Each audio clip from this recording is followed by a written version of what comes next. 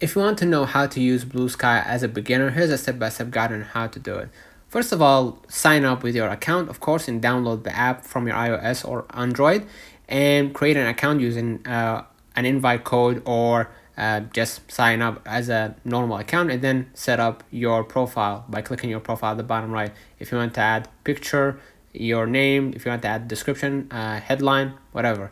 Next, understand the BlueSky basics. BlueSky just, if it comes down to it, just pretty much similar to Twitter. You have the repost, which is a retweet. You have the like to interact with other people if you like that post, and you have the mention or the comments section, right? And you're gonna see the feed navigation. You can see the mutuals feed, right? And you can see the discover tab, explore trending posts and find new accounts to follow, right? Next, connect with others. Follow interesting people, right, to see their posts by clicking follow at the top, and engage by commenting, right, reposting or liking, okay? Whether that was like, repost, or quote post if you want, if you have an opinion about this subject, okay? Use hashtags or keywords to find specific topics by clicking the search at the bottom right here, and then just type the hashtag and just type your topic, okay? That's it.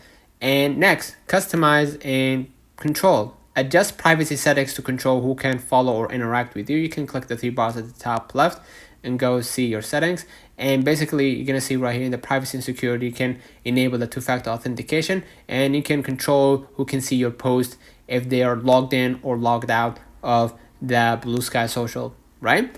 And you have the account. Of course, you can add your birthday, verify your email or change your email, password, and then handle. You can deactivate or delete your account or export your data if you want to keep your data to your device, okay?